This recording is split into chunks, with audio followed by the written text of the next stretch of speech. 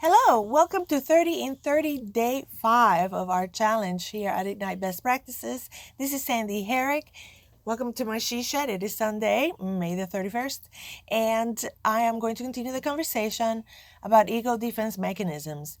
Yesterday, we learned through Neil Burton, who wrote Hide and Seek, the psychology of self-deception, various defense mechanisms. I have picked 4 and gave you their definition. Also, we discussed how Neil Burton suggests that depending on the ego mechanism employed, so would the characteristic of the mental health disorder that becomes precipitated when the defense mechanism is, for simplification, overutilized, but rather is when it becomes a maladapted application. I had shared with you that I didn't know a whole lot about that, but that I thought that was a good perspective and worthy of our conversation. And that for our purposes, it was going to do just fine today, too. So we're going to do a little bit of what he means by that. And I gave you a few examples. One from the press with Felicita Huffington, is that it? And William Macy with that college entry scandal. And then I gave you an example from The Office, Angela and Pam and so on and so forth. So we're going to continue that conversation. Neil Burton challenged us to think and imagine how we would be as humans if we did not have ego mechanisms. So he was rather saying that regardless of how it could precipitate into mental health disorders, how well harnessed, and this is the point of life coaching, well harnessed, it is effective, because what it seeks to control is us leaving that window of tolerance, because we cannot avoid the threat. But here in ego mechanisms, the threat is not physical or economic or anything like that. It's really about our image, our sense of self, our identity. Granted that if the threat is precipitated by a loss of money or status or job or physicality, that is some kind of financial loss, and we cannot pay the bills, we are at risk. But it's really the risk it imposes on what our identity around our monies and our jobs and our statuses in the community are. And it's also an ability primarily of being able to hold 2 concepts together of good and bad, yin and yang, light and dark. So that lack of ability to maintain this dichotomy of 2 concepts, it's what precipitates the maladaptation of the use of the coping mechanism. So of ego defense specifically. So I have some notes in here if I can organize them myself. I want to go back and take it a step back. And first of all, I wanted to talk about my hat. This is a present from a Marine friend of mine. He's a general. He never used it. So you don't know if you can tell. These are like digital kind of pattern here on this camouflage thing. But he gave it to me, and we have COVID-19 hair going on today. So I am a veteran, but I was not a Marine. I was a Navy, and I was on a training squadron, and I had a really good experience, and I learned a lot of things, but that's not today's topic. That being said, I appreciate your generosity and for giving me and using the hat today.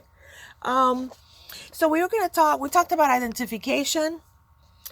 We talked about intellectualization, rationalization, and one big cluster of idealization, devaluation, and when it becomes splitting. So let's review on the identification. If this is when you identify with your bully, because you do not seem to be able to survive. The bully can be a parent, a coworker, a boss, a member in the community, whatnot. And you take their characteristics, so you start acting like them in turn. I think in real life, one of the most highly profile examples of identification is Stockholm Syndrome. As you remember, the lady that was kidnapped, she was taped in the bank, hanging with her captors, acting like them, with a gun and everything. And this could precipitate into mental health disorders, because had she not been um, taken away from that situation or whatnot, she would continue being probably abused, which would precipitate depression and things like that. Even when she's taken out of that situation, she now has to reconcile what happened, and she could experience some trauma, PTSD, even self-harm behavior, along with other anxiety and depression disorders. So one good way to use identification is to, maybe I go along, maybe I pretend.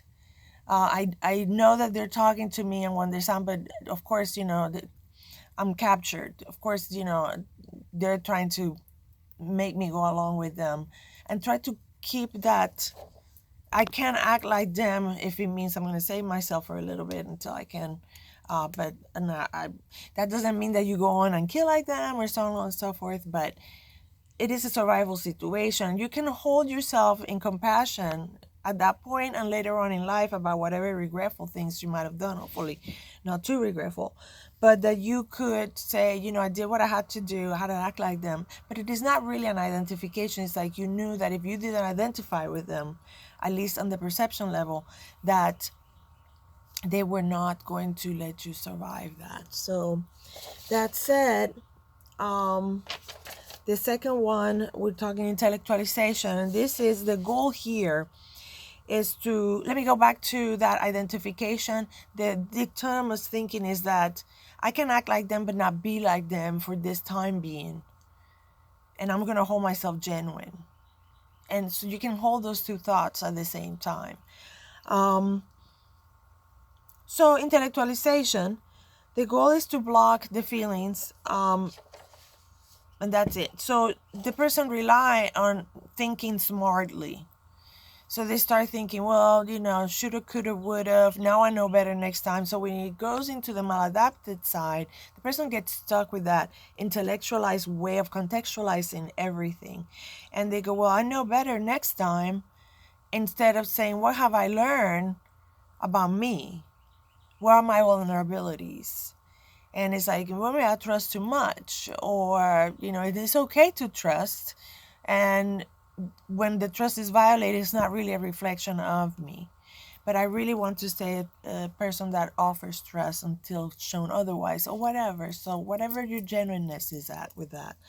But instead, this inability of the individual to hold rational problem solvings that are intelligent at this in the same space that they're holding this emotional, painful experience in here, and be compassionate to themselves and say, I don't know what went wrong. All I know is that I'm feeling hopeless. If that doesn't happen, the individual cannot become vulnerable, and they hang on to that shame, because shame stabilizes. Oh, I should have known better. They really got me, and this and that and the other. But the person, or has an inability to see the silver lining or whatnot. So a way to figure out whether this is being done appropriately or not is to see if there are deficits. It's my way of thinking too positive about this, not allowing me to see what I need to learn out of this, and to also be genuine to myself. So be able to do problem solving, which requires my intellect, organization of ideas to get out of the trouble, and at the same time, or to solve the situation, or whatever it may be, survive the crisis, whatever that might look like. And at the same time saying, and this really sucked. I'm really hurt, and there's an emotional injury in here, and I feel unsafe, and my sense of safety is threatened, and so on and so forth. Be able to hold those two things. For some reason, the person think if they go emotional, they're dumb. And that inability to hold those two existences at the same time is what creates a maladapted ego mechanism. It becomes maladaptive, and it could precipitate an antisocial behavior later on because the person becomes too smart. They can become pervasive paranoid disorder. They can do, which I'm not even sure that's still a diagnosis, but if it is, good. If it's not, the idea, the sentiment is where I'm going in, and where the person starts, becoming too neurotic to the point where there's deficits. Anytime you have 25% or more of dysfunction in your life, you're in a mental health disorder situation. We just need to find out what the name is. So you can see where Burton is making this linear move from ego mechanism, maladapted, precipitating a mental health disorder. Another thing that could precipitate will be narcissistic personality disorder, because it just goes out all the way there, and where that person has complete disregard for others because they're so smart. So the lack of ability to hold emotional space for ourselves and be compassionate to ourselves is what precipitates this otherwise very good ego mechanism, because you need intelligent problem solving skills here, is what creates the diagnosis. So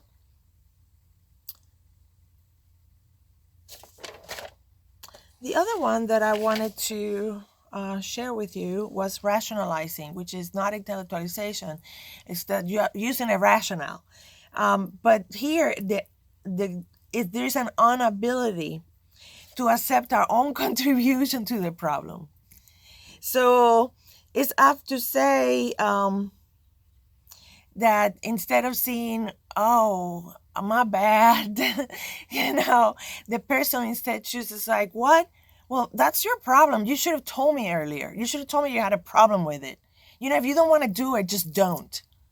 I was just giving it to you because you were bored. You told me that you wanted to do this, and if you didn't want to do it anymore, you should have just stopped, and so on and so on.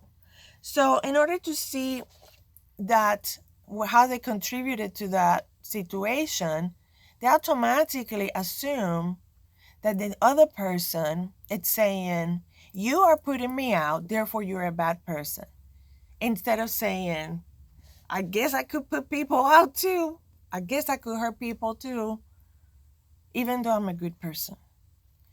So that inability to be able to hold those two concepts, like, yeah, I'm not perfect, even though I try my best, and be able to make a move towards remediating that conflict, that's rationalization.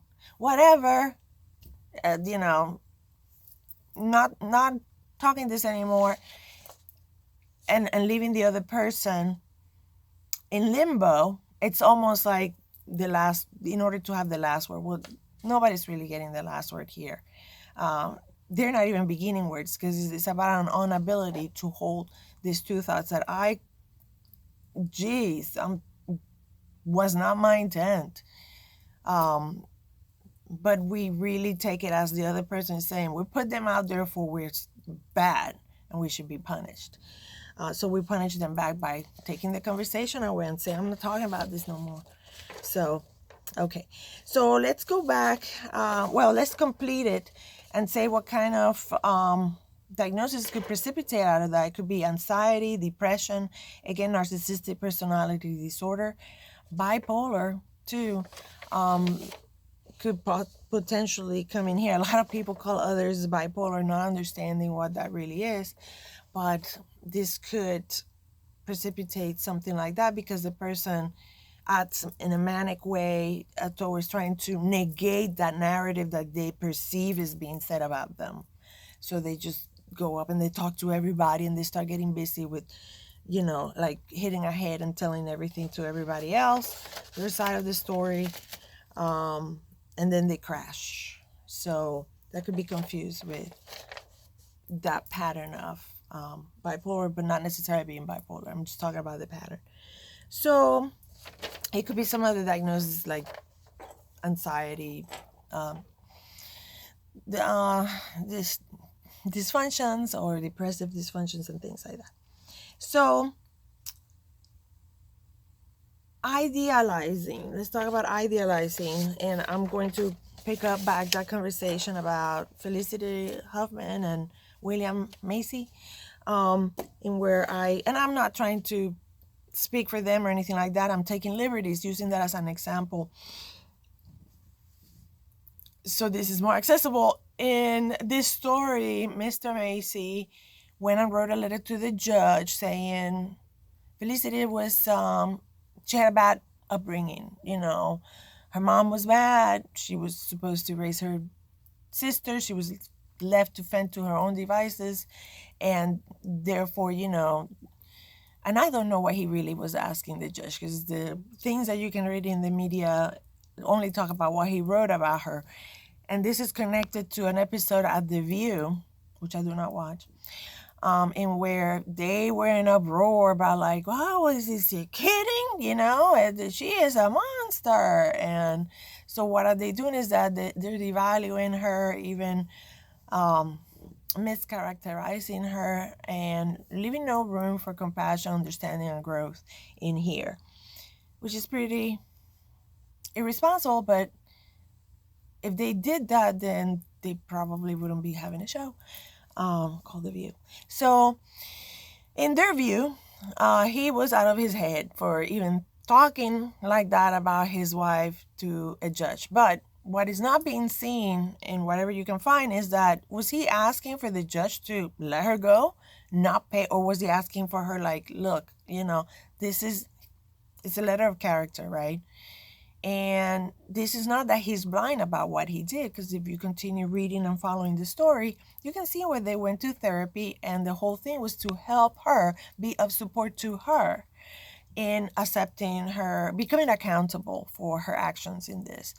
And it was a very painful process. And as of year today, this couple stays married, and then this crisis was not a precipitant to a divorce.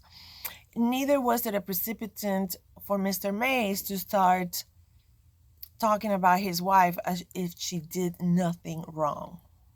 So this is a good way to illustrate a coping mechanism of ego mechanism, in where he is identifying the duality in that idea of his wife.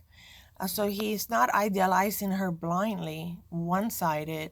She's not guilty because, but he's saying, there's something going on in here. People don't wake up in the morning and decide to commit fraud to get their daughters into school. This could be acting out of what stuff she had to do when she had to raise her children. I mean, her sisters, her siblings. And there looks like a pattern. Let's look into this. It doesn't make it any worse, but it does take this thing out of it, right? So this helps this family overcome that blockage, or this couple, in fact, overcome that blockage of, am I married to somebody who has no moral compass, doesn't know right or wrong, has a disregard for the law? So what is fun is about the devaluation that happened at The View on this show. And I'm going to cite it because it's in film. It's not me saying it. It's happened. Meghan McCain went in and said, this is exactly an example of white privilege.